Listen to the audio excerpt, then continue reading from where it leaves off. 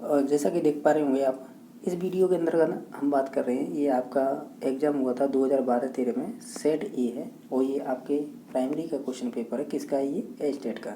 इसमें किस प्रकार के क्वेश्चन पूछे गए हैं हम वो देखेंगे। ठीक है, तो शुरुआत कर लेते हैं। क्वेश्चन किस प्रकार के पूछे गए हैं ये तो मालूम होगा कौन कौन सी सब्जेक्ट पूछी जाती हैं। ठीक है, तो ये 2012-13 का, ये ध्यान रखना। उस टाइम पे देखो, ध्यान से देखेंगे तो देखो सीडीपी के आपके 30 क्वेश्चन पूछे जाते थे, हिंदी के 30 क्वेश्चन, इंग्लिश के 30 क्वेश्चन, गणित के 30 क्वेश्चन और पर्यावरण के 30 क्वेश्चन। यानी कि पुराना पैटर्न है। ठीक है, फिर भी हम पुराने पेपर देख रहे हैं तो सभी को देखते चलेंगे कि क्या क्या पूछा जाता था पहले भी। तो देखिएगा, जो सीडीपी है ना, यानी चाइल्ड डेवलपमेंट एंड पेडागोजी, उससे संबंधित क्वेश्चन पहला ही पूछा है कि एनसीएफ 2005, जिसे बोलते हैं नेशनल करिकुलम फ्रेमवर्क, ठीक है, 2005 किस प्रकार की शिक्षण प्रणाली को प्रोत्साहित करता है, यानी एनकरेज करता है।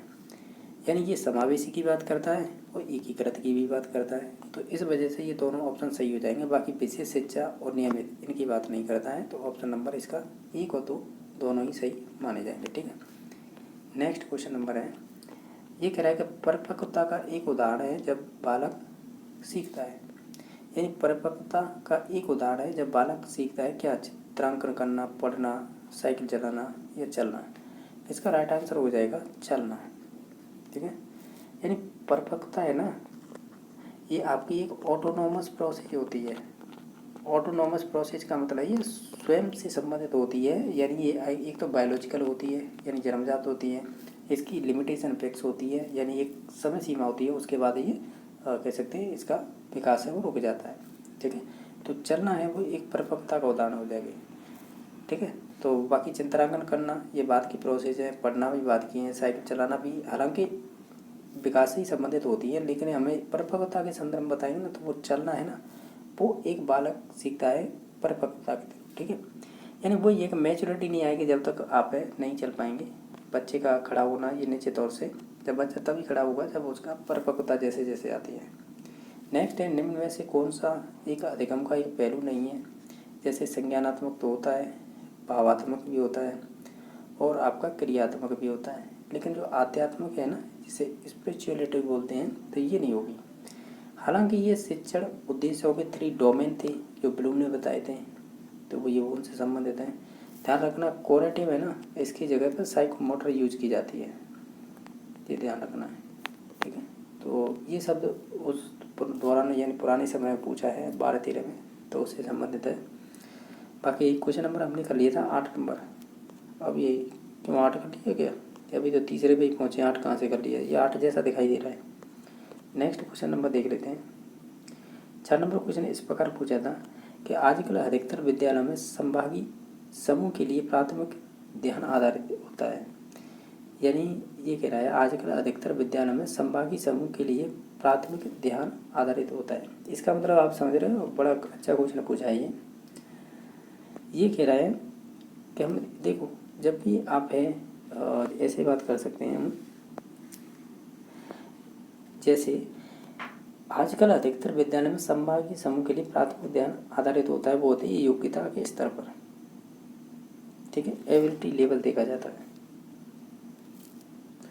एक चीज़ ध्यान रखना, इसमें एक ये भी क्वेश्चन अच्छा पूछा जाता है कि बच्चा है अगर वो वंचित है किसी प्रकार से और फिर वो एडमिशन लेने आता है क्लास में, तो आप उसकी उम्र के आधार पर देंगे, यानी आयु स्तर के आधार पर उसे एडमिशन देंगे। ठीक है, एडमिशन, ये ध्यान रखना। तो ये भी क्वेश्चन बन जाता है, ये वो योग्यता स्तर पर ही हम संभागी समूह के लिए प्राथमिकता ध्यान आधारित करेंगे। ये अच्छा क्वेश्चन था। क्वेश्चन नंबर नेक्स्ट है, ब्लूम के वर्गीकरण के आधार पर उद्देश्य आधारित प्रश्नों के निर्माण में कौन सा विकल्प असंगत है? सिंपल सा है कि ब्लूम टैक्सोनॉमी दी थी, तो उन्होंने अपना एक संज्ञानात्मक डोमेन बताया था, उनमें से इसमें कौन सा संबंधित नहीं है ये बताइएगा। तो उसकी ट्रिक है कुआ से। कुआ से, ये कुआ से क्या होता है? कुआ से ये स्टेप है, कैसे हो जाएगा नॉलेज, इसमें नॉलेज कहीं दिखाई दे रही नहीं है, अंडरस्टैंडिंग दिखाई दे रही है नहीं है, एप्लीकेशन कुआ से। तो देखो पहला मैंने बताया था नॉलेज, दूसरा अंडरस्टैंडिंग, तीसरा सही तो बताया था एप्लीकेशन। अनुप्रयोग, देखो एप्लीकेशन ये रहा 4 नंबर ऑप्शन में, यानी ये तो संबंधित हो जाएगा इससे। फिर एनालिसिस दिखाई दे रहा है, यानी पहली ऐसे एप्लीकेशन, दूसरी ऐसे एनालिसिस। तो पहले ऑप्शन को देखिएगा, विश्लेषण है ना, एनालिसिस, ये इसी से संबंधित हो जाएगा। ऐसे होता है सिंथेसिस यानी संश्लेषण, इसमें कहीं नहीं दिखाई दे रहा है। फिर ई से होता है इवोल्यूशन यानी मूल्यांकन, तो मूल्यांकन तो दिखाई दे रहा है 2 नंबर, तो इससे मिल जाएगा। इसमें जो संबंधित नहीं था वो था आत्मानुभूति, जिसे सेल्फ एक्चुअलाइजेशन बोलते हैं। सेल्फ एक्चुअलाइजेशन, हालांकि देखो इसका आंसर तो यही हो जाएगा 3 नंबर, मैं तो निकाल के बताया, इस ट्रिक से भी निकाल सकते हैं। ये संज्ञानात्मक जो डोमेन होता है, यानी जो कोग्निटिव डोमेन होता है, ब्लूम टैक्सोनॉमी में आता है ये। और तो इसके 6 स्टेप होते हैं, पहला, दूसरा, तीसरा, चौथा, पाँचवा, छठा। ये निम्न स्तर होता है, ये सबसे उच्च स्तर होता है। तो ये चीज़ हम हो गई थी। सेल्फ एक्चुअलाइजेशन है, हम अब्राहम मैस्लो पढ़ते हैं, तो मैस्लो ने आवश्यकता का पदानुक्रम सिद्धांत दिया था, ठीक है। तो उसमें एक लास्ट स्टेज आती थी सेल्फ एक्चुअलाइजेशन। तो मैं अब इसे लगे हाथ इसे भी बता दूँ। उसकी ट्रिक थी P/, ये मैंने कई बार बताया है।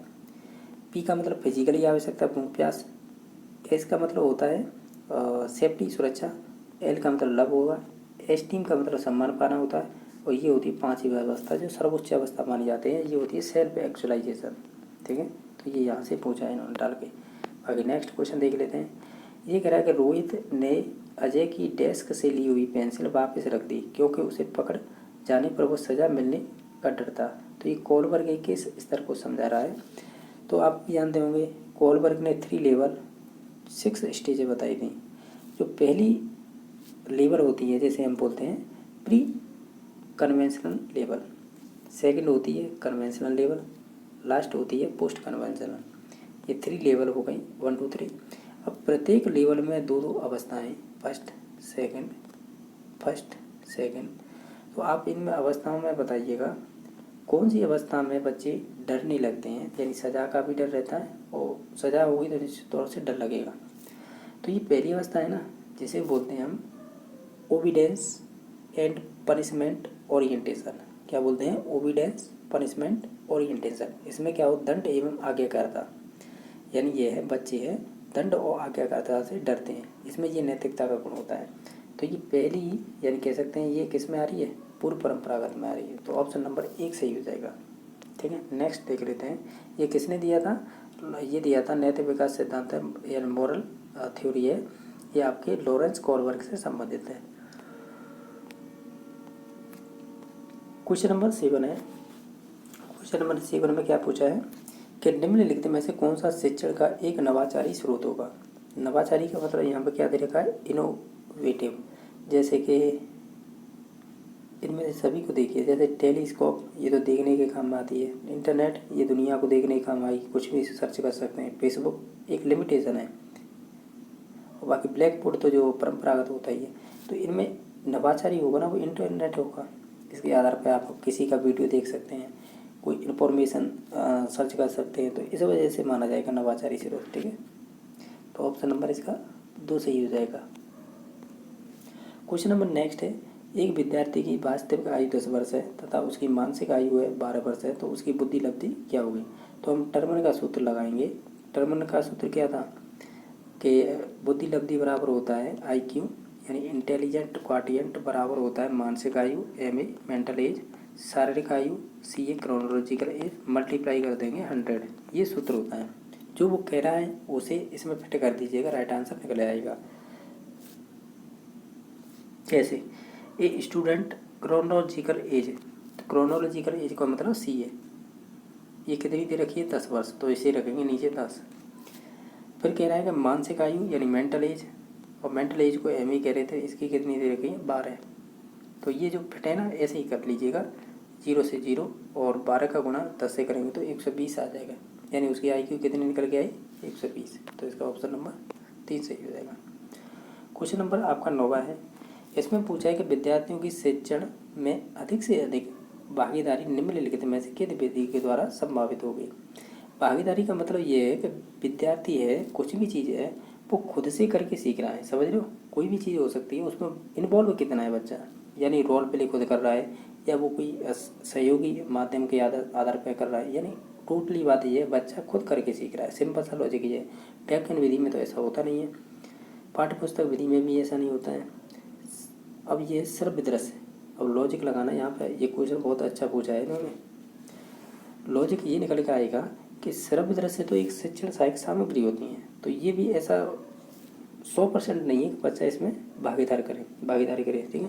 लेकिन वार्तालाप विधि का मतलब समझ लो, डिस्कशन, कोई भी टॉपिक है उस पर डिस्कशन करेंगे। निश्चित तौर से जो बच्चा जानता है ना, जो उसके पूर्व अनुभव रहे, वो निश्चित तौर से उसमें इन्वॉल्व होगा और उन चीज़ों को बताएगा।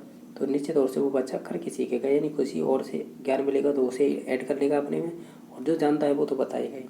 तो ऑप्शन नंबर इसका अच्छा सही हो जाएगा।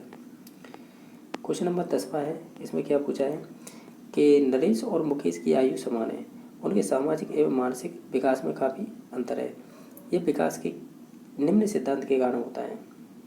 देखो, दोनों की आयु तो समान है, सामाजिक और मानसिक विकास में काफ़ी अंतर है, तो बताइए किसकी वजह से होगा। जैसे परिमार्जिता के सिद्धांत, जैसे बॉडी फियरिटी बोलते हैं, यानी मॉडिफाई एबिलिटी, या निश्चित तथा पूर्व कथनी प्रतिरूप का सिद्धांत है, यानी जो प्रिंसिपल ऑफ डेफिनेट या प्रिडिक्टेबल पैटर्न होगा, ये व्यक्तिगत भिन्नता का सिद्धांत होगा, ये समान प्रतिमान का सिद्धांत होगा। यानी व्यक्तित्व का सिद्धांत का मतलब समझ रहे हो। देखो यहाँ दे रखा है प्रिंसिपल ऑफ इंडिविजुअलिटी, यानी व्यक्तिगत विभिन्नता का। ये कारण यही है कि दोनों की आयु समान है, लेकिन उनके सामाजिक और मानसिक विकास में काफ़ी अंतर है, वो व्यक्तिगत विभिन्नता पाई जा रही है इस वजह से, ठीक है। तो ऑप्शन नंबर 3 सही हो जाएगा। इस प्रकार के क्वेश्चन ऑलरेडी हम कर चुके हैं बहुत सारे। मानव जाति का विकास होता है, यानी मानव जाति में विकास होता है तो वो जीवन पर्यंत होता है। जब भी विकास आ जाए ना, डेवलपमेंट, तो उसका विकास है जब भी गर्भ धारण होगा और जब तक वो मर न जाए तब तक होता ही चला जाता है, यानी कुछ ना कुछ तो शरीर में विकास होता ही रहता है, तो वो जीवन पर्यंत होता है। तो ऑप्शन नंबर 4 सही हो जाएगा।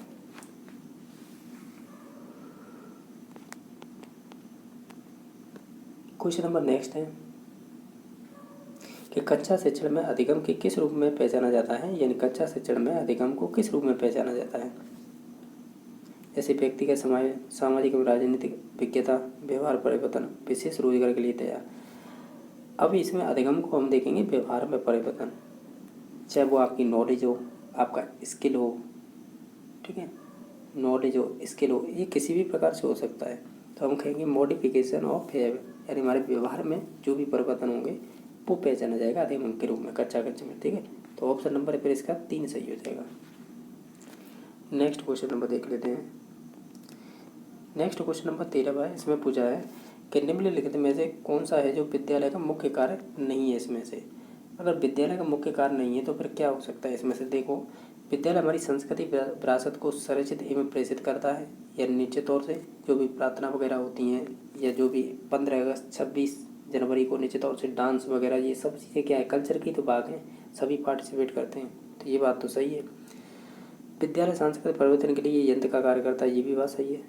जैसी बुकें यानी करिकुलम होगा, निश्चित तौर से उस कल्चर संस्कृति का प्रभाव भी पड़ता है, और उससे बहुत सारी चीज़ें जीवित भी रहती हैं, यानी शिक्षा से। जैसे कोई लैंग्वेज हो गई और बहुत सारी चीज़ें, कोई नाटक, गीत, संगीत जो कल्चर के हो वो सभी, क्योंकि बुकों को हम बार बार पढ़ते हैं। और जैसे मान लीजिए अगर 9, 10 या 6 से लेकर 10 तक की बुकें होती है, उसमें क्या है, जो बोर्ड होते हैं लोकल मीन्स यार स्टेट का अलग होता है, तो वहाँ के कल्चर, जोग्राफी और वहाँ के आर्ट एंड कल्चर आ गया, वो भी इंक्लूड रहता है, पॉलिटी, ये सभी चीज़ें होती हैं, वो क्या होती हैं, आपके सांस्कृतिक परिवर्तन से संबंधित ही होती है। तो ये यंत्र का काम करेंगे क्या विद्यालय, तो ये भी बात सही है। विद्यालय संपूर्ण बालक को उसके उच्च स्तरीय विकास तक विकसित करता है, ये भी बात सही है। विद्यालय है जातिवाद के कारण विद्यार्थियों को बुरी भावना का विकास करते हैं, ये करते हैं। ध्यान रखना, विद्यालय एकमात्र ऐसी चीज़ है जहाँ पर जातिवाद नहीं होता है, क्योंकि किसी भी प्रकार का शिक्षक हो, किसी भी जाति का हो, सभी को सम्मान मिलता है। ये चीज़ तो आप भी जानते हो, जितना शिक्षक को रेस्पेक्ट मिलती है इतनी किसी को नहीं मिलती। तो इसका ऑप्शन नंबर गलत हो जाएगा 4, बाकी तो तीनों सही ऑप्शन थे। नेक्स्ट है कि गिफ्टेड यानी मेधावी छात्र को इंग्लिश में यहाँ पे देखिए क्या कह रहा है। जो गिफ्टेड होते हैं ना, वो तो फिर यानी वो होते हैं एक तरह से प्रतिभाशाली बालक ही होते हैं, गिफ्टेड चाइल्ड होते हैं। तो हमें बताना था, इनकी विशेषता ही बतानी है। देखो 4 तो इन्हें दे रखे हैं और इनके फिर कोट दे रखे हैं, बताइएगा कौन सा सही है। तो इसमें और नीचे कुछ दे रखा है क्या, देख तो ले, कुछ नहीं दे रखा है, इन्हीं में से बताएं। तो फिर चौथा ऑप्शन क्या है, यहाँ पर कट रहा है, ध्यान रखना, ये चौथा ऑप्शन है ये वाला, ठीक है। अब देखिएगा अब क्या कह रहा है कि जो गिफ्टेड यानी मेधावी छात्र होंगे उनके लक्षण क्या है। तो देखो क्या क्या हो सकते हैं कि अभिव्यक्ति में नम्यता का मतलब ये है कि जो आपकी नॉवेल्टी होगी ना इन एक्सप्रेशन, यानी जो भी चीज़ बोलेगा ना उसके शब्द और जो वर्ण और जो उसकी व्याख्या करने का तरीका वो उनमें उसे आपको नयापन महसूस होगा, नव्यता। ठीक है, तो ये बात सही है। जिज्ञासा का मतलब ये है कि उनके अंदर क्यूरोसिटी होती है हर चीज़ की जानने की या बताने की। ठीक है, तो ये क्यूरोसिटी हो जाएगी। वाचलता का मतलब होता है टॉक, ये क्या है, टॉक एक्टिवेशन, यानी बातीला, यानी जो लगा रहता है हर टाइम पे बात करने, तो ये तो लॉजिक रहता है। अति सक्रियता का मतलब होता है, ये तो फिर जो आपके मानसिक विकार होते हैं या विकासात्मक विकार होते हैं ना इन डिसऑर्डर, तो ये तो उनकी बात होती है अति शीघ्रता तो। ठीक है, तो ये तो नेगेटिव पॉइंट है अति शीघ्रता। तो हम कहेंगे 1 और 2 नंबर ऑप्शन सही हो जाएंगे। ये मेधावी जो गिफ्टेड चाइल्ड होते हैं ना उनकी विशेषता मानी जाती है, पहला और दूसरा। क्वेश्चन नंबर नेक्स्ट देख लेते हैं। 15 नंबर क्वेश्चन इस प्रकार पूछा था कि एक समावेशी कक्षा के लिए शिक्षक को किस प्रकार की तैयारी की आवश्यकता नहीं होती है। यानी ये कह रहा था जैसे समावेशी कक्षा है तो उनके लिए शिक्षक को किस प्रकार की तैयारी की आवश्यकता नहीं होगी। तो सभी ऑप्शनों को देखेंगे हम। तो जैसे कि व्यवहारिक और सामाजिक क्रियाओं को संपूर्ण भागीदारी ये तो होनी चाहिए, इस बगैर तो समावेशी शिक्षा कैसी। समस्याग्रस्त क्षेत्रों के बालकों को शीघ्र से सतर्क संपर्क रहना निश्चित तौर से, इसके लिए बहुत सारे मूल्यांकन भी किए जाते हैं, जैसे निदानात्मक अगर कोई कमी पाई गई है तो फिर उसके बाद उपचारात्मक किया जाता है। तो बहुत सारी है, जैसे इसमें दे भी रखा है कि निदानात्मक एवं उपचारात्मक प्रक्रिया का अधिकतर प्रयोग, तो ये भी बात सही है। निदानात्मक का मतलब होगा बच्चे सीख नहीं रहे तो उनके कारण जाने जाते हैं, उस कारण का निवारण इसे उपचारात्मक में किया जाता है। ठीक है, बाकी धैर्यशीलता का कम होना, ध्यान रखना आप शिक्षक है ना तो पेशेंस लेवल तो आपके इतना होना चाहिए बहुत ज़्यादा, और आप बच्चे पे हाथ भी नहीं लगा सकते, नहीं तो 17 नंबर की धारा लग जाएगी। आपने RT एक्ट पढ़ा हो, आपको ना सस्पेंड कर दिया जाएगा, सीधा घर बैठो, उस आधी सैलरी लो, हो सकता है टर्मिनेट भी कर दें, वो अलग चीज़ है, लेकिन ये चीज़ आप भी जानते होंगे। टीचर तो एक फैसिलिटेटर है, जैसा आप बच्चे चाह रहे हैं वैसा पढ़ाते जाओ, मस्त रहो, आप भी रहो वो भी रहेगा। नेक्स्ट क्वेश्चन नंबर है 16। कक्षा 3 के विद्यार्थी के लिए निम्न में से कौन सा शिक्षण है सबसे अच्छा तरीका रहेगा। मतलब कक्षा 3 का है, कक्षा 3 का मतलब ये हो गया उसके करीबन 8-9 साल का है वो। अब उसके लिए सबसे अच्छा तरीका कौन सा रहेगा। हालांकि देखा जाए ना जहाँ पर भी क्रिएटिविटी एक्टिविटी हो ना वही सबसे बेस्ट रहेगी। हालांकि इसमें देखो एक अगर लेक्चर मेथड को काट दें, क्योंकि ये अपर क्लास या ऊंची कक्षाओं के लिए होती है, ये मतलब प्राइमरी लेवल पे नहीं होती है, तो ये तीनों पॉइंट है ना ये पॉजिटिव है, समझ रहे हो ना बात को। अब ये तीनों बेस्ट ऑप्शन है, अब इनमें से भी सबसे बेस्ट कौन सा है तो वो हो जाएगी सृजनात्मक क्रियाकला। अगर मान लीजिए ये ऑप्शन नहीं होता फिर क्या लगाते आप, फिर हम जाते समूह वार्तालाप पे। अगर ये भी ऑप्शन नहीं होता फिर किस पे जाते हैं, फिर हम जाते हैं प्रयोगशाला विधि में। ठीक है, समझ गए हो, यानी ये आपको ये लॉजिक है। जब आप विधि किसी की भी पढ़ लीजिएगा, हिंदी की हो, साइंस की हो, मैथ की हो या कोई अन्य सब्जेक्ट की, ये विधियाँ कॉमन होती हैं, यानी सभी में समान होती हैं। हालांकि हम तो साइकोलॉजी के क्वेश्चन कर रहे हैं पर वहीं से ये सेंस निकल के आते हैं। फिर बाकी CDP के भाग होते हैं, ये टीचिंग मेथड वगैरह अलग थोड़ी है ये। ठीक है, तो इसका ऑप्शन नंबर 2 सही हो जाएगा। नेक्स्ट क्वेश्चन नंबर है 17। इसमें कह रहा है कोलबर्ग के अनुसार वह स्तर जिसमें बालक की नैतिकता वह दंड के कारण नियंत्रित होती है कहलाता है। तो देखो कितनी बार पूछ लिया, ये सिंपल है। अगर आपसे पनिशमेंट की बात करें, यानी आपसे सिंपल सा है कि जो आपके 3 लेवल बताए ना आपके कोलबर्ग ने, जिसमें से पहला लेवल कौन सा था जिसे बोलते हैं प्री मोरल लेवल। देखो ये बहुत पुरानी बुक रही है, ये पुराना पेपर है, तो इसमें देखो इसमें प्री ऑपरेशन नहीं दे रखा है, अरे सॉरी प्री ऑपरेशन नहीं, प्री कन्वेंशनल, जैसे प्री मॉरल दे रखा है केवल इसने। कन्वेंशनल आप जानते होंगे, इसे ही आप बोलते हैं परंपरागत, दूसरी लेवल की हो जाएगी। तीसरा इसमें है ही नहीं, लेकिन देखो इसमें इसने सेल्फ एक्सेप्टेड मॉरल प्रिंसिपल लगा दिया, यानी कि तीसरे नंबर की अवस्था, ये ध्यान रखना। ठीक है, तो ये है क्या इसमें देखा जाए ना, तो हालांकि ये पोस्ट कन्वेंशनल लग के आना चाहिए या उत्तर परंपरागत है, ऐसा कोई शब्द नहीं है। ठीक है, तो हमें है ना मैं भी लॉजिक नहीं लगा रहा हूँ इसमें, ठीक है, यानी मैं इसे मान ही नहीं रहा हूँ, क्योंकि मुझे ये मालूम है कि ये जो बात हो रही है ना वो पहली अवस्था मतलब लेवल पे ही बात हो रही है, क्योंकि मालूम नहीं है तो फिर इसमें वो नैतिकता स्तर की इंग्लिश भी मोरलिटी दे रखी है, वो तो सभी में लग रखा है, तो इसे भी काटिएगा। ये मैं ऐसे नहीं है कि ये कुछ पुराना पेपर है, लेकिन क्वेश्चन बनाने का तरीका ये है, जिसने भी सेट किया है वो सही से नहीं किया है। इसमें लास्ट में आपको मालूम है उत्तर परंपरागत नैतिकता आएगी, उत्तर या पोस्ट कह लेते हैं। अब जब भी आपको दंड भय, यानी अब मैं आपको बताऊं, इसका लॉजिक ये होता है कि जो आपका पूर्व नैतिक स्तर है, इसे 2 भागों में बांटा था, फर्स्ट और सेकंड। जो फर्स्ट होता है ना, इसे ही बोलते हैं पनिशमेंट, नहीं सॉरी,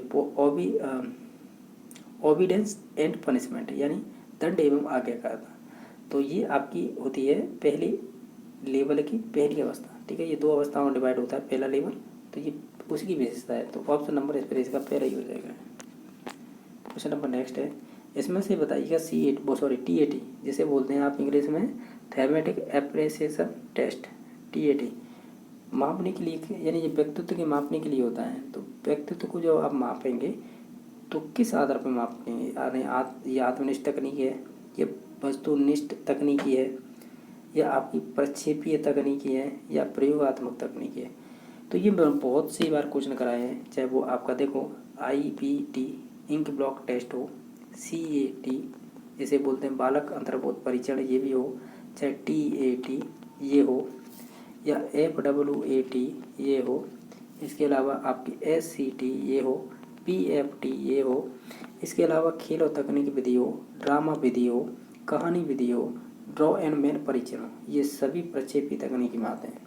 ठीक है, मैंने इतने नाम बता दिए हैं, आप इन्हें रट्टा मार लेना, ये आपको परीक्षा मिल ही जाते हैं इस प्रकार के क्वेश्चन, ठीक है।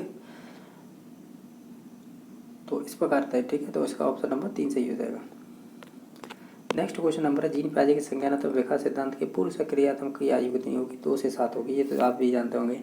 प्री ऑपरेशनल सेंसरी होगा ये वाली, प्री ऑपरेशनल ये हो जाएगी, ये मूल सक्रियात्मक की यानी उम्र 13 की, ठीक है। और बाकी लास्ट बची है फॉर्मूला उसकी, तो फिर 11 के बाद होती है।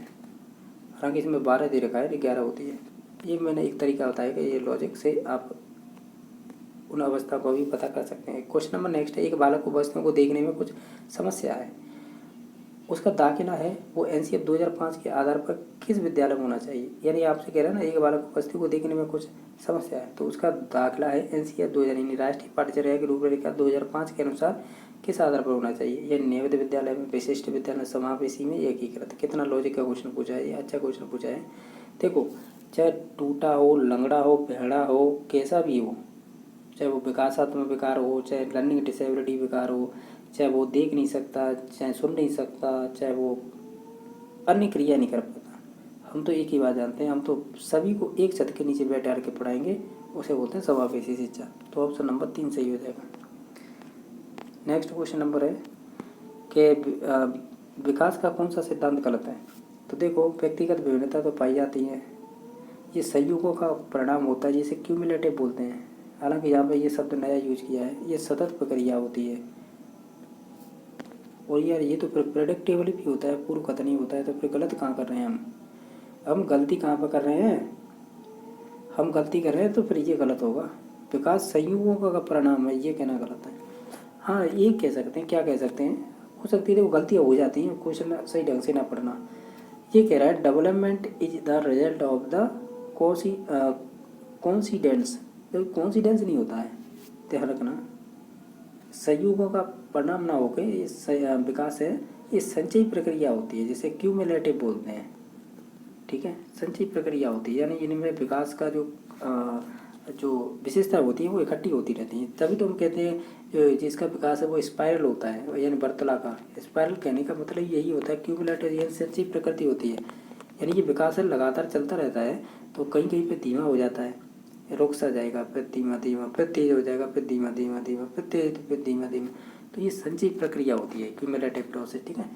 तो ये गलत हो जाएगा कथन नंबर 2 कि ये संयुगों का परिणाम है, ये कहना गलत है, ठीक है। तो ऑप्शन नंबर 2 सही हो जाएगा जो पूछा है उस हिसाब से। क्वेश्चन नंबर नेक्स्ट है, पियाजे के संज्ञानात्मक विकास सिद्धांत के अनुसार समष्टीकरण, इसे इंग्लिश देखिएगा, एकोमोडेशन किससे संबंधित है? तो मैंने बताया था एसिमिलेशन का मतलब पूर्व ज्ञान में नवीन ज्ञान जोड़ना। एकोमोडेशन का ये है कि पूर्व ज्ञान में अब है आप या तो मॉडिफाई करें या चेंज करें या परिमार्जन करें या बदल दें, कुछ भी कीजिएगा, यानी चेंजिंग होनी चाहिए उसमें। तो देखते हैं ऑप्शन कौन सा हो जाएगा इसमें। पहला कह रहे हैं कि पूर्ववर्ती विद्यमान बौद्धिक संरचना तथा वातावरणीय मांग का मिलान करना। तो यार मिलान मीन्स ये है कि जी वही अभी पूर्व ज्ञान है ना, वही बात हो रही है, ठीक है। यानी पूर्ववर्ती कोई आपका ज्ञान है भौतिक में, वो वातावरणीय मांग का मिलान, यानी जो वातावरण में जो सीख रहे हैं वो सही प्रोसेस चल रही है, कोई दिक्कत नहीं है इसमें, ठीक है। नेक्स्ट है चिंतन के नए तरीके का समावेश तथा पूर्ववर्ती विद्यमान बौद्धिक संरचना में सुधार करते हुए व्यवहार। अब देखो सुधार आ गया ना, कहाँ सुधार, और सुधार को इंग्लिश में यहाँ पे क्या गया है, मॉडिफिकेशन। चाहे वो मॉडिफिकेशन वो मैंने बताई चेंज हो या अन्य कोई परिवर्तन जैसी बात हो, तो वही राइट आंसर हो जाएगा, इसका यही राइट आंसर हो जाएगा। बाकी पूर्व ज्ञान तथा नवीन ज्ञान के बीच साम्यावस्था थी, ये तो अच्छी बात है, ये उसमें चला जाएगा अपना साम्यावस्था में, ठीक है, दोनों की बात कर रहा है, मध्य की। बाकी प्रत्यक्षात्मक या संज्ञानात्मक सूचनाओं को सार्थक पैटर्न में व्यवस्थित करना। तो ये भी आपका कोई दिक्कत नहीं है, ये आपके एसिमिलेशन में, देखो एसिमिलेशन की विशेषता और ये भी एसिमिलेशन की विशेषता है, ठीक है। और जो आपकी एकोमोडेशन की है वो हो जाएगी 2 नंबर ऑप्शन, आप ऐसे कह सकते हैं डायरेक्टली, जिससे समझने आसान हो जाएगा। क्वेश्चन नंबर नेक्स्ट है, ये है कोलसनिक है के अनुसार है संकल्पना का पुनर्गठन क्या होता है। व्हाट इज द, ये कह रहा है रीऑर्गेनाइजेशन ऑफ कॉन्सेप्ट, तो हम उसे चिंतन बोलेंगे, सही है ना। यानी कोलसनिक के अनुसार संकल्पना का पुनर्गठन क्या होगा, तो वो आपका चिंतन होगा। तो ऑप्शन नंबर इसका 3 सही हो जाएगा, ये अच्छा क्वेश्चन पूछा है। क्वेश्चन नंबर 4 है, 4 कह रहा हूँ 24 है, विद्यार्थियों की अकादमिक निष्पादन को सुधारा जा सकता है और अभिभावकों को उत्साहित किया जाए। कैसे उत्साहित किया जाए, बच्चे के कार्य का निरीक्षण कराने के लिए, अधिक ट्यूशन प्रबंधन कराने के लिए, ये तो गलत है। बाकी इसके बारे में चिंतित ना होना, ये भी नेगेटिव बात है। शिक्षक को बार बार अंतःक्रिया करने के लिए, तो ऐसे कोई जरूरी नहीं है कि बार बार आप रोजाना बुलाने बैठ जाएं पेरेंट्स को। तो पहला ये हो जाएगा, बच्चों के कार्य का निरीक्षण करने के लिए आप बुला सकते हैं, ठीक है, यानी जो भी पेरेंट्स हैं अभिभावक हैं उनको। तो ऑप्शन नंबर 1 सही हो जाएगा। क्वेश्चन नंबर आपका नेक्स्ट है, इसमें पूछा है कि जब एक परीक्षण तैयार करने के बाद एक शिक्षक प्राप्तांकों में निरंतरता को जांचने के लिए एक ही आयु वर्ग के बच्चों को प्रशासित करता है, तो वह निम्न में से जांचना चाह रहा है। तो जांचने के लिए बच्चों को प्रशासित करता है, वह निम्न में से जांच रहा है। देखो प्राप्तांक है ना, वो निरंतरता को जांचने के लिए कर रहा है एक ही आयु वर्ग के बच्चों में, तो इसे आप क्या कहेंगे, तो हम इसे कहेंगे विश्वसनीयता, यानी समान आपके जो कह सकते हैं प्राप्तांक आ रहे हैं इस वजह से, ठीक है। हालांकि ऑब्जेक्टिविटी भी थी इसमें ऑप्शन ये वाला, लेकिन हम इस पर ही जाएंगे 2 नंबर ऑप्शन पे। क्वेश्चन नंबर नेक्स्ट, निम्न में से किसका या किसको विद्यालय में समाजीकरण का विशिष्ट अवस्था मानी जाती है, तो वो बाल्यावस्था, इसी में आपकी समाजीकरण का विकास होता है।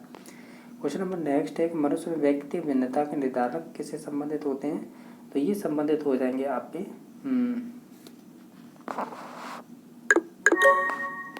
वंशानुक्रम और वातावरण की अंतःक्रिया से, ठीक है, यही अंतःक्रिया होगी। देखो तीसरे ऑप्शन में क्या दे रखा है, विभिन्नता, जब विभिन्नता नहीं होगी क्या होगी, अंतःक्रिया होगी। ऑप्शन नंबर इसमें 4 सही हो जाएगा। क्वेश्चन नंबर नेक्स्ट है, ये कह रहा है कि शिक्षण को प्रभावित करने वाला निम्नलिखित में से कौन सा घटक शिक्षक से संबंधित नहीं है। विषय का ज्ञान शिक्षक से संबंधित, संप्रेषण का कौशल शिक्षक से संबंधित, फिर है और आपका विद्यार्थियों से जुड़ाव, ये भी शिक्षक का रोल है। लेकिन संसाधनों की उपलब्धता ये शिक्षक का काम नहीं है, ये आपकी जो भी स्कूल का मैनेजमेंट होता है, जो BO होता है तहसील लेवल पर और डिस्ट्रिक्ट लेवल पर DO होता है, और उससे बड़े अधिकारी वगैरह जो भी होते हैं वो आते हैं, या पूरा सिस्टम कह सकते हैं सरकार होगी इसकी जिम्मेदार, जो स्टेट लेवल पे होगी। नेक्स्ट है 29 नंबर, ये कह रहा है कि एक 5 वर्ष के बालक का चेतन निम्न में से किस प्रकार का होता है। तो 5 वर्ष का बच्चा है, अभी तो वो बच्चा होता है, तो 5 वर्ष का, तो देखो इसमें क्या है, रिफ्लेक्टिंग थिंकिंग तो पाई नहीं जाएगी, डायरेक्टिंग थिंकिंग ये भी नहीं पाई जाएगी। अब देखो तार्किक लॉजिकल थिंकिंग है ना, ये कम से कम 7 वर्ष से तो ऊपर होना चाहिए बच्चा, जबकि वो अगर 5 वर्ष, तो हम जाएंगे मूर्त चिंतन में, यानी उसके सामने जो चीज़ होगी ना उसे देख के ज़्यादा सीखेगा। और कहीं ना कहीं मूर्त चिंतन है ये 2 से 7 वर्ष पाई जाती है। पूर्व सक्रियात्मक अवस्था जो अवस्था जीन पे आ जाएगी उससे संबंधित हो जाएगा। क्योंकि अरे नहीं होगा, उससे नहीं होगा, क्योंकि यूँ नहीं होगा कि पर्टिकुलर इसमें कोई पूछा तो है नहीं किसके अनुसार। हमें तो एक लॉजिक ये देना था कि 5 वर्ष का बच्चा है, उसका जो चिंतन है यानी 12 का चिंतन है वो किस प्रकार का होगा, तो मूर्त होगा ज़्यादातर, यानी मूर्त चीज़ें महसूस कर पाए टच करके, उसे ज़्यादा सीखेगा। तो इस प्रकार का होगा, तो ऑप्शन नंबर 3 सही हो जाएगा। क्वेश्चन नंबर 30 है कि मनोवैज्ञानिक जो अपने अधिगम सिद्धांत में लाइफ स्पेस को संबंधित करते हैं। ये अच्छा क्वेश्चन है, मैंने पहली बार देखा है कि इसमें कोट लेवन का क्वेश्चन पूछा है, यानी जो लाइफ साइकिल है ना इसकी बात करते हैं कोट लेवन। एक चीज़ ध्यान रखना, कोट लेवन की मैं एक अच्छी चीज़ देखता हूँ, इन्होंने बुद्धि में तरल एक सिद्धांत दिया था जिसमें बुद्धि के 2 प्रकार बताए थे। ठीक है, यानी बुद्धि के विभिन्न प्रकार के सिद्धांत है, वर्गीकरण है, तो उनमें 2 प्रकार के किए थे, एक तो तरल बुद्धि और एक ठोस बुद्धि। ये तरल बुद्धि होती है ना ये जन्मजात होती है, ये आनुवांशिकी से संबंधित होती है। ठीक है, और जो ठोस होती है वो फिर अर्जित होती है ये वातावरण से। ठीक है, तो हम ध्यान रखना है ये आपकी हेरिडिटी या बायोलॉजिकल या आप कह सकते हैं जन्मजात से संबंधित होती है तरल बुद्धि। ये मुझे अच्छा लगा। बाकी थॉर्नडाइक तो आप जानते होंगे ऐसा थ्योरी दी थी जिसमें 3 मुख्य नियम और 5 गौण नियम। कॉलर है वो आपको कॉलर तो मालूम होगा, लॉरेंस कोलबर्ग कौन थे ये, कॉलर है यार, कोलबर्ग नहीं है, ये कॉलर है, तो ये संबंधित हो जाएंगे आपके गेस्टल्टवादी। ठीक है, गेस्टल्टवादी ये आपके इनसाइट थ्योरी है ना उससे संबंधित है। इन्होंने ये चिंपैंजी पर प्रयोग किए थे। ठीक है, कैनारी द्वीप पर चिंपैंजी पर प्रयोग करने वाले कॉलर थे। स्किनर है ये बात करते हैं आरएस ऑपरेस्ट कंडीशन थ्योरी, यानी रेस्पॉन्स थ्योरी भी बोल सकते हैं या ऑपरेंट कंडीशन थ्योरी उसकी भी बात करते हैं, प्रतिबद्धता का सिद्धांत जिसे बोलते हैं। तो ये स्किनर से ही संबंधित है। बाकी स्किनर ने तो बहुत सारी चीज़ें की है। तो इस प्रकार है, हम ये कह सकते हैं ओवरऑल हमने 30 क्वेश्चन देख लिए और क्वेश्चन ये 2012 ही रखे हैं। ठीक है, पुराने हैं, जब उस टाइम पे आपके 30 क्वेश्चन सभी के पूछे जाते थे। ठीक है, और बाकी ये वीडियो देखने के लिए धन्यवाद। हेलो फ्रेंड्स, कैसे हो? आई होप आप अच्छे होंगे। हम इस वीडियो के अंतर्गत देखेंगे ये आपके HTET PRT 2017 का क्वेश्चन पेपर है। और जब ये परीक्षा कंडक्ट करवाई गई थी तो ये 17 में भी हुई थी और 18 में भी हुई थी। तो 18 का क्वेश्चन पेपर हमने ऑलरेडी कर रखा है, ये आज कर रहे हैं 17 का। ये D सीरीज का क्वेश्चन पेपर है और इसमें किस प्रकार के क्वेश्चन पूछे गए हैं वो हम देखेंगे। ठीक है, और ये तो मालूम होगा क्या क्या चीज़ें पूछी जाती हैं जो 150 क्वेश्चन बनते हैं।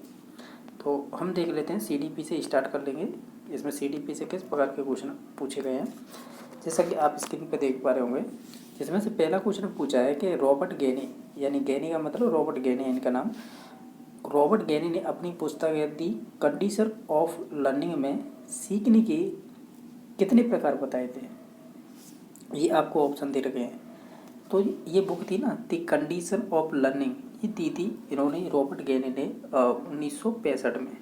तो 1965 में ही इन्होंने सीखने के पदानुक्रमी का एक सिद्धांत दिया था जिसे हायरार्की थ्योरी बोलते हैं सीखने की। तो इनमें जो इस पुस्तक में वर्णन मिलता है वो 8 प्रकार से मिलता है। इसमें ऑप्शन नंबर 2 सही हो जाएगा। ठीक है, यानी इन्होंने एक पिरामिड सा बना के और ये किस प्रकार सीखते हैं उनकी यहाँ पे स्टेप बताए थे। स्टेप मैं अभी बता दूंगा। ठीक है, तो ये 8 स्टेप हुआ करते थे। जो प्रारंभिक स्टेप होता है ना वो निम्न स्तर कहलाता था। ठीक है, और जो आपका लास्ट का स्टेप कहलाता है वो उच्चतम स्तर कहलाता है। ठीक है, और जो शुरुआत के जो 4 स्टेप होते हैं वो होते हैं आपके एक तरह से व्यवहारिक, और जो लास्ट के 4 होते हैं वो होते हैं आपके संज्ञानात्मक यानी मानसिक विकास से संबंधित। ये ओवरऑल छोटी सी जानकारी थी। लेकिन जो 8 स्टेप होते हैं वो किस प्रकार होते हैं उनसे अच्छे क्वेश्चन बने हैं। मैंने ये ट्रिक करीबन 2-3 बार बता रखी है, फिर भी बता देता हूँ मैं आपको। इसे मैंने याद कर रखा है SSC वर्सेज DCRP। यानी इसका मतलब होता है पहली एस का मतलब ये निम्न स्तर होता है, और ये मैंने बताया ना पिरामिड बना के उन्होंने ऐसे बताए थे ये सभी स्टेप। ठीक है, इसमें से जो पहला स्टेप एस है ये संबंधित होगा आपके सिग्नल या साइन लर्निंग, यानी या किसी चिन्ह या किसी प्रतीकों के द्वारा सीखना। दूसरा है ऐसा थ्योरी। ऐसा थ्योरी है ये आपके थॉर्नडाइक से संबंधित है तो ये उनके द्वारा बताता है कि स्टिमुलेट कोई होता है, उसके बाद आप उससे अनुक्रिया करते हैं स्टिमुलेट के आधार पर, तो उसके द्वारा सीखना हो, या आपकी चेन यानी श्रृंखला अधिगम के द्वारा सीखना हो। वी से हो जाएगा वर्बल यानी शाब्दिक रूप से सीखना हो। डी का मतलब डिस्क्रिमिनेशन विभेदन के द्वारा सीखना हो। सी का मतलब कॉन्सेप्ट यानी किसी संप्रदाय के द्वारा सीखना हो। और आर का मतलब होगा रूल यानी नियम के द्वारा। और पी का मतलब होगा प्रॉब्लम सॉल्विंग, यानी यही होती है समस्या समाधान, जब जो उच्चतम बिंदु माना जाता है या उच्चतम स्तर माना जाता है। ठीक है, ये वाला। और निम्नतम स्तर माना जाता है ये वाला। शुरुआत के जो 4 स्टेप होते हैं ये आपके व्यवहारिक होंगे, और ये जो लास्ट के 4 स्तर होते हैं ये आपके संज्ञानात्मक या मानसिक विकास से संबंधित होते हैं। ठीक है, यानी इनमें दिमाग की ज़रूरत होती है। तो इस प्रकार ये ओवरऑल इनकी बुक ध्यान रखना है। दी कंडीशन ऑफ लर्निंग ये बुक पूछी जाती है। तो ये 1963 में, सॉरी 1965 में ये बुक दी गई थी। इसी में 8 प्रकार बताए थे। ये सीखने की पदानुक्रमी कहलाती है, ये भी ध्यान रखना है। ठीक है, तो इस प्रकार इसका ऑप्शन नंबर बी सही हो जाएगा, या 2 नंबर।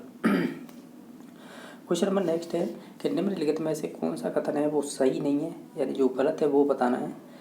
जैसे कि ये कह रहा है वृद्धि एवं विकास है 2 अलग आयाम है, ये बात सही है। वृद्धि की विशेषता अलग होती है और विकास की अलग होती है। ठीक है, बाकी है वृद्धि जीवन पर्यंत होती है, ये गलत हो जाएगा।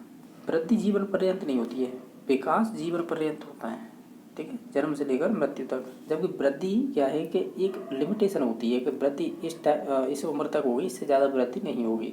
शरीर की चाहे लंबाई हो, ठीक है, और लंबाई के अलावा जैसे कि अन्य चीज़ें भी होंगी जो वृद्धि से संबंधित होती हैं, चाहे आपका वजन हो, वो ऐसी कुछ चीज़ें होती हैं जो एक नीचे लिमिटेशन होती है, कि इतने टाइम तक ही बढ़ेंगी, उसके बाद नहीं बढ़ती। तो यानी ये जीवन पर्यंत नहीं होंगी। तो यही ऑप्शन हो जाएगा हमारा, जो मैं पूछा था सही नहीं है, तो ऑप्शन नंबर 2 हो जाएगा। बाकी 3 नंबर ऑप्शन ये कह रहा था वृद्धि है विकास की प्रक्रिया का ही एक भाग होती है, ये बात सही है। ठीक है, यानी वृद्धि है वो विकास की जो प्रक्रिया होती है उसका ही भाग होता है। जब विकास होगा तो उसके साथ वृद्धि चलती है। ठीक है, तो ये बात सही है। विकास की सतत प्रक्रिया है, यानी निरंतर चलती रहती है ये, तो ये भी बात सही है। तो इसमें से जो गलत थी वो 2 नंबर ऑप्शन हो जाएगा। अब नेक्स्ट क्वेश्चन है कि इसमें से बताइएगा निम्नलिखित में से कौन बालक में नैतिक मूल्यों का, या निम्नलिखित में से कौन बालक में नैतिक मूल्यों के विकास में महत्वपूर्ण भूमिका निभाएगा। तो देखो नैतिक मूल्य का मतलब मोरल वैल्यू होती हैं। तो इसकी अगर उम्र पूछे कि ये नैतिक मूल्य कब बच्चों में आने स्टार्ट हो जाते हैं, तो ये आपके बाल्यावस्था में आते हैं। ठीक है, ये ध्यान रखना है, ये क्वेश्चन बन चुका है। तो बाल्यावस्था से ही संबंधित होती है, यानी नैतिक गुण इसी में आते हैं बच्चे में। तो देखो नैतिक गुणों के लिए प्रार्थना सभा में बहुत सारी चीज़ें सिखाई जाती हैं। सही समाजीकरण का मतलब यही है समाज में बाल्यावस्था का, यानी ये कह सकते हैं जो समाजीकरण होगा उसमें बाल्यावस्था की उम्र होती है, तो बच्चे समाज के द्वारा सीखते हैं नैतिक मूल्य। ठीक है, बाकी बुद्धि है, निश्चित तौर से बुद्धि बहुत अहम भूमिका निभाती है समाजीकरण में। तो उसमें नैतिक मूल्य उसी आधार पर आएंगे, समाज में किस प्रकार का व्यवहार कर रहा है, तो उसमें बुद्धि का रोल रहता है। बाकी सभी विकल्प हो जाएंगे, यानी ये ऐसे पॉइंट थे व्यवहारिक थे, आप खुद से भी बता सकते थे, चाहे प्रार्थना सभा हो, सही समाजीकरण हो, बुद्धि, ये सभी का रोल रहता है, ऐसे कह सकते हैं। तो ऑप्शन नंबर 6 सही हो जाएगा। इसके अलावा आपका 3 क्वेश्चन नंबर हुए हैं, इसके बाद है 4 नंबर। इसमें थोड़ा आपको कम दिखाई दे तो एडजस्ट करना, वैसे मैं पढ़ के बता देता हूँ सभी को। ये कह रहा है कि निम्नलिखित में से कौन सा अनौपचारिक शिक्षा का स्रोत नहीं है, यानी अगर वो अनौपचारिक शिक्षा का स्रोत नहीं है तो वो फिर औपचारिक होगी। ध्यान रखना, एक तो होती है फॉर्मल जो औपचारिक, अनौपचारिक का मतलब इनफॉर्मल। फॉर्मल वो शिक्षा होती है जो हम स्कूल कॉलेजों में लेते हैं, वो शिक्षा मानी जाती है। अनौपचारिक शिक्षा इनफॉर्मल वो मानी जाती है जो रैंडमली कहीं से भी मिल जाती है, चाहे वो परिवार हो, पड़ोस हो, या अन्य कोई व्यक्ति हो उसके संपर्क में आते हैं तो उससे। ठीक है, तो ये देख कह रहा था कौन सा है अनौपचारिक शिक्षा का स्रोत नहीं है। जैसे माता पिता के द्वारा दी गई शिक्षा जी अनौपचारिक में आएगी। पड़ोस यानी पास पड़ोस दे रखा है, या आस पास पड़ोस हो सकता है इसमें। ठीक है, दे रखा है हम उसको ही पढ़ते हैं। देखो ये दे रखा है गिवन बाई नेबर्स, यानी वो ये आस पड़ोस, ठीक है, द्वारा दी गई शिक्षा, ये भी अनौपचारिक शिक्षा होती है। साथियों के समूह से प्राप्त शिक्षा, ये भी आपकी अनौपचारिक होगी। लेकिन कच्चे का शिक्षण होता है, ये पर्टिकुलर आपकी कच्चे का शिक्षण माना जाता है, कौन सा औपचारिक माना जाएगा ये, यानी फॉर्मल। तो इसका फिर ऑप्शन नंबर कौन सा हो जाएगा, 4 नंबर ऑप्शन हो जाएगा इसका राइट। बाकी ये तीनों शुरुआत के कथन थे वो आपके अनौपचारिक शिक्षा से संबंधित थे। क्वेश्चन नंबर 5वां है, अगर देख पा रहे हो, अगर ध्यान दें तो स्पष्ट नहीं दिख रहे हैं क्योंकि पुराना पेपर है इस वजह से। बाकी हम देख लेते हैं। इसमें पूछा है कि निम्नलिखित में से कौन सा है जो कार्य सूचक क्रिया भावात्मक पक्ष की नहीं है, यानी इसमें जो क्रियाएं दे रखी हैं तो भावात्मक पक्ष से संबंधित नहीं है, वो बताइए। तो जानते होंगे ये आपके विभिन्न प्रकार के शैक्षिक उद्देश्यों की बात की, अलग अलग मनोवैज्ञानिक, लेकिन मुख्यतः हम तीन ही पढ़ते हैं, ज्ञानात्मक, भावात्मक, क्रियात्मक। तो भावात्मक पक्ष की क्रिया कौन सी नहीं है वो बताना है। जैसे स्वीकार करना तो भावात्मक हो जाएगी, आज्ञा का पालन करना ये भी भावात्मक हो जाएगी, प्रभावित करना ये भी भावात्मक होगी। लेकिन फर्क करना यानी यहाँ पे डिफ्रेंशिएट और करना, यानी एक तरह से अलग करना, तुलना करना, एक तरह से ये से है। ये सभी जैसे यानी फर्क करना या अंतर करना, तुलना करना, ये आपके संज्ञानात्मक भाग से संबंधित होती हैं, ये ध्यान रखना, ठीक है। और मैं पूछी थी कि कौन सी भावात्मक से संबंधित नहीं है, तो ये फर्क करना ही नहीं होगी, ठीक है। ये संज्ञानात्मक क्षेत्र से संबंधित होती है, न कि भावात्मक से। भावात्मक से तो 1, 2 और 4 ये ऑप्शन हो जाएंगे। क्वेश्चन नंबर 6 है, इनमें से बताइए आंतरिक अभिप्रेरणा का उदाहरण कौन सा होगा। यानी वो आपकी इनर यानी आपकी मन की इच्छा के अनुरूप होगा, यानी आपके खुद की मोटिविटी से संबंधित। जैसे कि विद्यालय फुटबॉल टीम में चयन होना, ये आपका बाह्य हो जाएगा। स्वयं के लिए समस्या का समाधान करना, ये आपका इनर होगा, यानी स्वयं के लिए, समझ रहे हो। बाकी जन्मदिन पर पोशाक मिलना तो ये बाह्य हो जाएगा, और सभी विकल्प ये तो होगा ही नहीं, तो ऑप्शन नंबर इसका बी या 2 नंबर हो जाएगा। क्वेश्चन नंबर 7 है, ये कह रहा है कि निम्नलिखित में से उत्तर बाल्यावस्था का लक्षण क्या है। जैसे कि देखा जाए तो हम ये कहते हैं कि ये होता है सामाजिक संकल्पना, यानी सामाजिक संकल्पना का मतलब ये है कि बच्चे में सामाजिकरण के गुण आ जाते हैं इसमें बाल्यावस्था में। और ये उत्तर बाल्यावस्था ही कह रहा है ना, तो इसका मतलब इसमें आपकी सहानुभूति, सहानुभूति हो गई, परानुभूति हो गई, तो इसके अलावा जो भी सामाजिक गुण होते हैं, सहयोग वगैरह के, वो सभी आ जाते हैं इसमें। तो ये सामाजिक एक संकल्पना कहलाएगी, यह सोशल टेंडेंसी, ठीक है। इसी में सामाजिकरण के गुणों का विकास होता है ज़्यादातर। नेक्स्ट क्वेश्चन देख लेते हैं, जो 8 नंबर है। 8 नंबर क्वेश्चन किस प्रकार पूछा है, ये कह रहा है आपसे कि निम्नलिखित में से कौन सा कथन सही नहीं है, यानी जो गलत है वो बताना है। ये कह रहा है कि मेधा, यानी मेधा का मतलब इंटेलिजेंट, और सृजनात्मक का मतलब हो जाएगा यहाँ पर क्रिएटिविटी, एक दूसरे के पर्यायवाची हैं। चलो हम इस चीज़ को छोड़ देते हैं और ऑप्शन देखते हैं और क्या कह रहे हैं कि एक मेधावी यानी एक होशियार, यानी जिनकी बुद्धि लब्धि अधिक होती है, एक मेधावी बालक हो सकता है, सृजनात्मक न हो। ये बात सही है, यानी ये कह रहा है कि एक मेधावी बालक हो सकता है, लेकिन वो जरूरी नहीं है कि सृजनात्मक हो। समझ रहे हो ना इस बात को, यानी उसकी बुद्धि लब्धि 140 है, और ज़रूरी थोड़ी है कि वो क्रिएटिव हो। क्रिएटिव की अलग विशेषता होती हैं बच्चों की, ठीक है। तो ये बात सही है। तो तीसरा ऑप्शन है, ये एक सृजनात्मक बालक ऊंचे दर्जे का मेधावी हो सकता है, यानी एक सृजनात्मक बालक है और ऊंचे दर्जे का मतलब है, इसमें दे रखा है a create person may be high degree of intelligence. तो ये बात सही है, ऊंचे दर्जे का मतलब वो कह रहा है कि उसके बाद हाई डिग्री हो, तो नीचे तौर से हो सकता है, इसमें कोई प्रॉब्लम नहीं है, तो ये बात सही है। सृजनात्मकता पोषण किया जा सकता है, अब इसकी इंग्लिश दे रखी है, ये बात सही है। पोषण का मीन्स ये है, यहाँ पर तो इंग्लिश दे रखी है इसकी, देखा जाए तो नर्टन, तो ये इसका मतलब पोषण का मतलब यही है कि जो भी उसे नीड है उन सभी चीज़ों को पोषित करना, एक तरह से वही होगा। तो हम ये कहेंगे ओवरऑल 2, 3, 4 ये हो सकते हैं। ये ध्यान से सुनो कि जो मेधावी छात्र होंगे या जो इंटेलिजेंट छात्र होंगे और सृजनात्मक, ये एक दूसरे के पर्यायवाची नहीं होंगे। पर्यायवाची का मतलब होता है ये सिमिलर हैं, जबकि सिमिलर नहीं होते। जरूरी नहीं है कि सृजनात्मक बालक होगा वो आपका मेधावी हो, और ज़रूरी भी नहीं है कि हर एक मेधावी बालक है वो सृजनात्मक हो। तो इस वजह से इसका ऑप्शन नंबर 1 होगा, जो गलत है।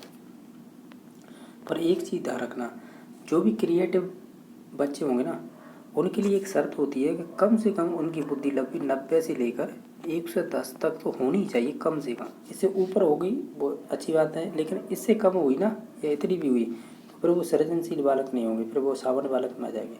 क्रिएटिविटी की विशेषता होती है औसत बुद्धि से अधिक बुद्धि होनी चाहिए उनकी, ठीक है। तो ये ध्यान रखना है। नेक्स्ट क्वेश्चन नंबर देख लेते हैं, ये कह रहे हैं कि बालक में व्यक्तित्व विभिन्नता के लिए निम्न में से कौन सा कारक जिम्मेदार होगा इसमें से। चाहे तो वो माता पिता की मनोवृत्ति हो, जैसे आप एटीट्यूड बोल रहे हैं, या आपकी बुद्धि हो, या आपकी नस्ल हो। नस्ल मीन्स ये क्या मानव है उस वजह से, बाकी स्थान हो, कोई भी चीज़ हो, ये सभी प्रभावित करेंगे आपके व्यक्तिगत विभिन्नता को। इस वजह से ये क्वेश्चन शायद डिलीट किया गया होगा, क्योंकि सभी ऑप्शन सही हैं इसमें। हम तो ये कह देते हैं एक उपयुक्त सभी लगा लेते हैं, ऑल सभी हो जाए 5 नंबर ऑप्शन, ठीक है, ये सभी सही हैं। क्वेश्चन नंबर नेक्स्ट है कि समांतर खेल क्या है। ये देखा जाए तो इसका मतलब क्या होता है, संधि विच्छेद करें हम फिर साइकोलॉजी के अंदर। समान प्लस अंतर सवर्ण की दीर्घ हो जाएगी, यानी समानांतर, इसमें दीर्घ संधि हो जाएगी। तो इसका मतलब है समूह में खेलना ये नहीं होगा, छोटे समूह का सहभागित्व तो ये भी नहीं होगा, रोल प्ले ये भी नहीं होगा, लेकिन हम ये कहेंगे अलग अलग खेलें और उन्हें खेलें तो हम समानांतर बोलेंगे। ऑप्शन नंबर 4 सही है। देख लो, व्यवहारिक क्वेश्चन पूछा है बिल्कुल इन्होंने। अब और भी देख लेते हैं क्वेश्चन क्या पूछे गए हैं। ये अगर आपको दिखाई नहीं दे रहा हो तो कोई प्रॉब्लम नहीं, मैं बता दूंगा पढ़ के। ये पूछा क्या था कि निम्नलिखित में से कौन सी शिक्षण व्यूह रचना है जो संज्ञानात्मक, भावात्मक एवं मनोगत्यात्मक बच्चों के तहत अधिगम उद्देश्यों को पूरा करती है। यानी ये कह रहा है चाहे तो आपका कॉग्निटिव हो, या आपका इफेक्टिव हो, या आपका साइकोमोटर हो, इन शिक्षण उद्देश्यों को कौन पूरा करेगा। जैसे कि व्याख्यान विधि, समूह चर्चा, या भूमिका निर्माण, या अभिक्रमित अनुदेशन। इसका राइट आंसर होगा रोल प्ले, यानी आप खुद से करके सीखेंगे वो ज़िंदगी में सबसे बेस्ट रहेगा, ठीक है। यानी इसमें इन तीनों चीज़ों को सच्चे उद्देश्यों का पूर्ति रोल प्ले के द्वारा हो जाएगी, जिसमें आपके अपने मानसिक विकास भी कर सकते हैं और अपने जो साइकोमोटर है, जो मार्शल से संबंधित या क्रियात्मक, वो भी हो जाएंगे, और जो भी व्यवहार से संबंधित चीज़ें होंगी जो भावात्मक पक्ष से, वो भी हो जाएंगे, ठीक है। तो इसका ऑप्शन नंबर 3 सही हो जाएगा। क्वेश्चन नंबर नेक्स्ट है, इसमें से बताइएगा निम्नलिखित में से कौन से पर्यावरणीय कारक व्यक्तित्व को प्रभावित करते हैं। तो चाहे तो वो आपका सामाजिक कारक हो, चाहे आपके संस्कृति कारक हो, चाहे वो आपके आर्थिक कारक हो, ये सभी प्रभावित करेंगे। तो ऑप्शन नंबर 4 सही हो जाएगा। क्वेश्चन नंबर नेक्स्ट है, इंग्लिश भी साथ ही साथ देखते चलो। ये है निम्नलिखित में से कौन सी विधि है जो प्राथमिक स्तर पर शिक्षण के लिए उपयुक्त नहीं है। जैसे समस्या समाधान विधि, गतिविधि उपागम, व्याख्यान विधि, प्रोजेक्ट मेथड। अगर इन सभी ऑप्शनों को देखें तो ये चाइल्ड सेंटर्ड हैं। चाइल्ड सेंटर्ड मीन्स ये है कि बच्चा इनमें सभी में खुद से करके सीखता है, लेकिन व्याख्यान विधि में नहीं करता है ऐसा। तो यही है जो अपर क्लास के लिए होती है, यानी जो उच्च कक्षा होती हैं उनके लिए होती है व्याख्यान विधि, ठीक है। तो ये प्राथमिक स्तर के लिए उपयुक्त नहीं होगी। तो ऑप्शन नंबर 3 सही हो जाएगा। क्वेश्चन नंबर नेक्स्ट देख लेते हैं। हमने अभी कौन से नंबर का 13वां किया था, अब 14वां आएगा।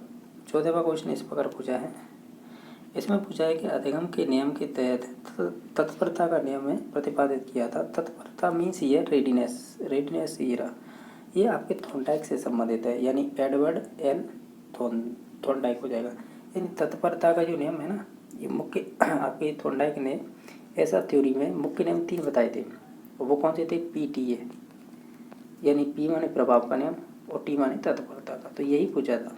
तो ये किसे, थॉर्नडाइक से संबंधित है, जिसे बोलते हैं एडवर्ड एल थॉर्नडाइक ने, ठीक है। तो ऑप्शन नंबर 1 सही हो जाएगा। बाकी इसमें और भी ऑप्शन दे रखे थे। जी वॉटसन तो व्यवहारवादी हैं, इवान पेट्रोविच पावलर है, इन्होंने आपके CR थ्योरी दी थी, जिसे शास्त्रीय अनुबंधन सिद्धांत कहते हैं, या अनुबंध की बात की थी, अनुबंधन की, और इन्होंने कुत्ते पर प्रयोग किए थे। मैक्स वर्दीमर हैं, जो आपने नाम सुना होगा, गेस्टोल्टवादी या इनसाइट थ्योरी, तो वो ये मैक्स वर्दीमर उनसे संबंधित हैं। अब नेक्स्ट क्वेश्चन नंबर देख लेते हैं। इसमें पूछा है 15वें नंबर क्वेश्चन में कि निम्नलिखित में से किसी व्यक्तित्व की नैतिक वाली भुजा कहेंगे। अगर इन सभी ऑप्शनों को आप अगर ध्यान से देखें तो इसमें ये कह रहा है कि व्यक्तित्व की नैतिकता वाली भुजा कहेंगे, जैसे कि इड को कहेंगे, ईगो को कहेंगे, सुपर ईगो को, या इड सुपर ईगो को करेंगे। हम हैं जो आपकी सुपर ईगो है ना, ये सबसे बेस्ट रहेगी नैतिकता वाली भुजा। या भुजा का मीन्स ये है कि जिसमें नैतिकता की गुण ज़्यादा पाई जाए। तो ऑप्शन नंबर इसका 3 सही हो जाएगा। ये सिगमंड फ्रायड ने ये प्रकार बताए थे, इड ईगो सुपर ईगो, ठीक है। नेक्स्ट है, शिक्षा मनोविज्ञान की विषय वस्तु निम्न में से किन मुख्य कारकों के ओतप्रोत घूमती है। यानी जो आपकी एजुकेशन साइकोलॉजी है वो किस विषय वस्तु के मुख्य कारकों की ओतप्रोत घूमती है, मतलब उससे संबंधित होती है। तो देखो हम बात करेंगे, जैसे आपका शिक्षार्थी है और अधिगम अनुभव होंगे, जो भी वो लर्न करेगा एक्सपीरियंस सीखने में। बाकी शिक्षक है, अधिगम प्रक्रिया है, वो भी इसमें आएंगे। अधिगम परिस्थितियाँ, ये तीनों ही है ना, वो आपके एजुकेशन साइकोलॉजी की जो विषय वस्तु है उस मुख्य कारक में ओतप्रोत होते हैं, यानी ये संबंधित होते हैं। ठीक है, तो ऑप्शन नंबर 4 सही हो जाएगा। ये सभी इंपॉर्टेंट होते हैं ये सीखने की प्रक्रिया में। नेक्स्ट है पुनर्वलन निम्नलिखित में से किस प्रक्रिया का भाग है। पुनर्वलन की बात करें ना, वो अधिगम का एक भाग हो गई, यानी पुनर्वलन है वो अधिगम से संबंधित है। ऐसे बोल सकते हैं अधिगम प्रक्रिया, क्योंकि अधिगम के सिद्धांत में ही आती है पुनर्वलन, जिसे हम रेनफोर्समेंट कह रहे हैं। तो हालांकि देखा जाए रेनफोर्समेंट की अगर थ्योरी की बात करें तो क्लार्क कहलाएगा, अगर उस पर सर्वाधिक प्रयोग करने वाले थे स्किनर, या फेमस करने वाले, ऐसे बोल सकते हैं। ठीक है, तो इस वजह से हमने अधिगम लगाया है कि अधिगम के सिद्धांतों में ही आता है। क्वेश्चन नंबर नेक्स्ट देख लेते हैं, जो 18वें नंबर का है। ये तो बिल्कुल ही दिखाई नहीं दे रहा है, लेकिन फिर भी देखो कोशिश करेंगे इसमें क्या लिखा है। इसमें लिखा है, देखो मुझे जैसा दिखाई दे रहा है कि पियाजे ने संज्ञानात्मक विकास की कितनी अवस्थाओं की व्याख्या की है। यानी आपके जीन पियाजे से पूछा है, सिंपल ही पूछा है ना, जीन पियाजे की आप तो अवस्थाओं के नाम बताइए कितनी थी। भाई इनकी आपको मालूम होगा, इन्होंने संज्ञानात्मक विकास का सिद्धांत दिया था, जिसे कॉग्निटिव डेवलपमेंट थ्योरी बोलते हैं। उनमें इन्होंने 4 अवस्थाएं बताई थी, तो ऑप्शन नंबर 4 सही हो जाएगा। जिन्हें हम याद रखते हैं sensory motor stage, pre operational stage, concrete operational stage और फॉर्मल या जैसे ही एब्स्ट्रैक्ट बोल देते हैं, यानी SPCN। ठीक है, यानी SP है वो क्या पहनता है, कैप पहनता है, तो इस हिसाब से याद कर लो। नेक्स्ट है आपकी कि निम्नलिखित में से कौन सा लक्षण है जो अंतर्मुखी व्यक्तित्व का नहीं है। तो निश्चित तौर से वो बहिर्मुखी, यानी बहिर्मुखी व्यक्तित्व का होगा। जैसे आत्मकेंद्रित है, तो देखो अंतर्मुखी का मतलब हम खुद से ही संबंधित होता है वो, तो निश्चित तौर से ये अंतर्मुखी है। रूढ़िवादी, ये भी अंतर्मुखी की विशेषता है। और जो डब्बू होना या जो विशेषता दे रखी है, ये भी आपकी संबंधित अंतर्मुखी। लेकिन सामाजिकता गुण होता है ना, तो ये बहिर्मुखी व्यक्ति होते हैं। ठीक है, तो ऑप्शन नंबर इसका 3 सही हो जाएगा। जहाँ पर दब्बू कहा गया था ना, वो सब मिसिव को कहा गया था, देखो यहाँ पर दिखाई दे रहा है। ठीक है, बाकी आपके रूढ़िवादी को कहा गया था कंजर्वेटिव, और आत्मकेंद्रित को सेल्फ सेंटर्ड। ध्यान रखना, आत्मकेंद्रित वैसे ईगो सेंटर बोलते हैं आत्मकेंद्रित को, लेकिन यहाँ पर शब्द यूज किया गया है सेल्फ सेंटर्ड, यानी खुद से ही संबंधित। ठीक है, तो इसका राइट आंसर 3 नंबर होता था सोशियलिटी, यानी जिनमें सामाजिकता का गुण होगा उनमें आपके बहिर्मुखी गुण पाए जाते हैं, ना कि वो अंतर्मुखी। अंतर्मुखी को हम कहते हैं इंट्रोवर्ट, और जो बहिर्मुखी होते हैं उनको बोलते हैं एक्सट्रोवर्ट। क्वेश्चन नंबर नेक्स्ट है कि ये कह रहे हैं मानसिक वृद्धि एवं विकास निम्न में से किस कारक के द्वारा नियंत्रित होता है। यानी जो आपका मानसिक वृद्धि एवं विकास है किसके द्वारा प्रभावित होता है, प्रभावित होगा। तो निश्चित तौर से हम ये कहेंगे, चाहे वो आपकी आनुवंशिकता हो या आनुवंशिकता यानी हेरिडिटी या पर्यावरणीय कारक, इन दोनों से प्रभावित होगा। देखो इंग्लिश दे रखी है इधर की साइड, तो इधर से पहचान सकते हैं। देखो हेरिडिटी और आपकी वातावरण दोनों से प्रभावित होगी, तो ऑप्शन नंबर 2 सही हो जाएगा। क्वेश्चन नंबर कौन सा आएगा इसके बाद है, ये हमने कर लिया था। तो नेक्स्ट आएगा आपका 21 नंबर। इसमें पूछा है कि शिक्षा मनोविज्ञान अधिक बल देता है, किस पर देता है।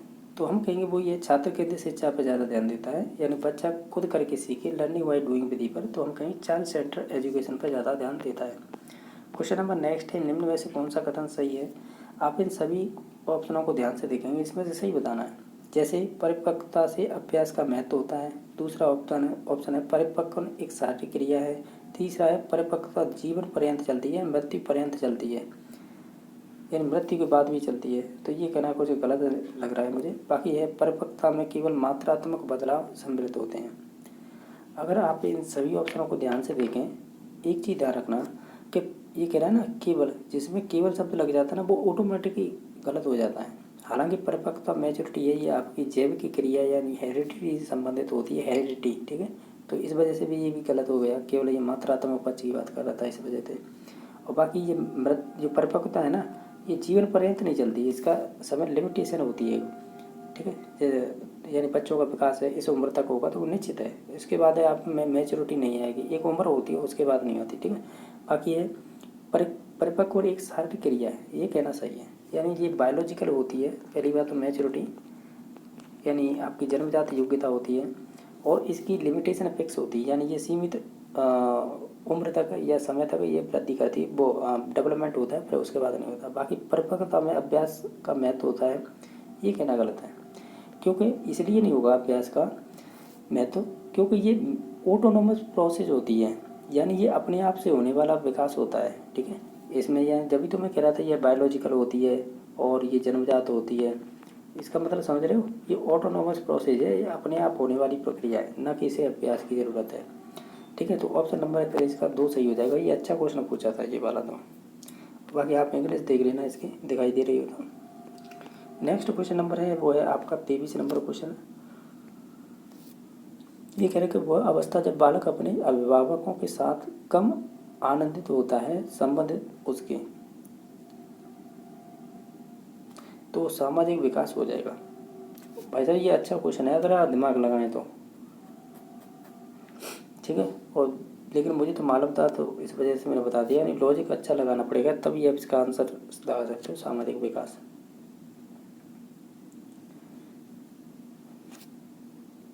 ठीक है, तो ऑप्शन नंबर इसका 4 सही हो जाएगा।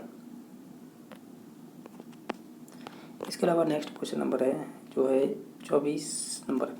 ये कह रहा है किस बुद्धि लब्धि स्तर पर बालक सामान्य बुद्धि वाला कहलाएगा, यानी सामान्य बुद्धि वाले बालक कहलाएंगे जिनकी बुद्धि लब्धि 90 से लेकर 109 तक होती है। ये तो फिक्स है ना, ये तो आपको मालूम होगा इन चीज़ों का। बाकी 110 से 119 तक होती है, ये होती है एवरेज एवोव, यानी जो आपके सामान्य बालक होते हैं उनसे ऊपर होती है, इन्हें बोल सकते हैं एवरेज एवोव। बाकी 80 से 90 है, ये आपकी मंद बुद्धि वाले बालकों की हो जाएगी। ठीक है, नेक्स्ट देख ले। और बाकी जो 70 से 79 है ना, ये सीमांत वालों की हो जाएगी, जो बॉर्डर लाइन पे होते हैं उनकी। तो ये आप टर्मन की एक सारणी दे रखी है बुद्धि लब्धि की, उसी के आधार पर बताया था। नेक्स्ट है शिक्षार्थी की अभिरुचि एवं अभिक्षमता के बारे में वैध एवं विश्वसनीय निष्कर्ष पर पहुंचने की विधि कौन सी होगी। अभिरुचि का मतलब इंटरेस्ट हो जाएगा, और अभिक्षमता का मतलब एप्टीट्यूड। एप्टीट्यूड होती है वो जन्मजात होती है, ये ध्यान रखना।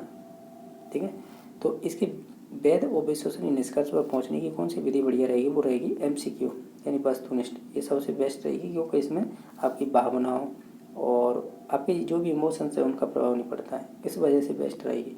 बाकी अंतर्निरीक्षण विधि, इंट्रोस्पेक्शन विधि है, इन पर तो प्रभाव पड़ जाएगा। प्रयोगात्मक विधि पे भी पड़ जाएगा, ये तो सही नहीं होंगी। ठीक है, तो होगी तो ऑप्शन नंबर 1 ही सही।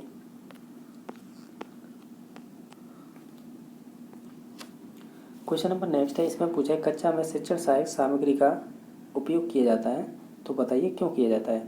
आप इन सभी ऑप्शनों को पढ़िएगा, इनमें से सबसे बेस्ट ऑप्शन है कि जो विशिष्ट अधिगम परिस्थितियाँ निर्माण के लिए, यानी कोई चीज़ समझ में नहीं आ रही है तो अगर बच्चा सहायक सामग्री के थ्रू अगर समझ रहा है तो निश्चित तौर से वो विशिष्ट अधिगम परिस्थिति निर्माण के लिए होगा। ठीक है, यानी आप ऐसे कह सकते हैं वो तरीके या टेक्निक होती है, ये शिक्षण सहायक सामग्री उन्हें सहायता करता है सिखाने में। ठीक है, चाहे वो टेक्निक हो या मेथड हो कोई, तो ये लॉजिक ये है कि ये दे रखा है तो इस हिसाब से आंसर हम जो भी ऑप्शन दे रखा है उसी हिसाब से आंसर देना होता है।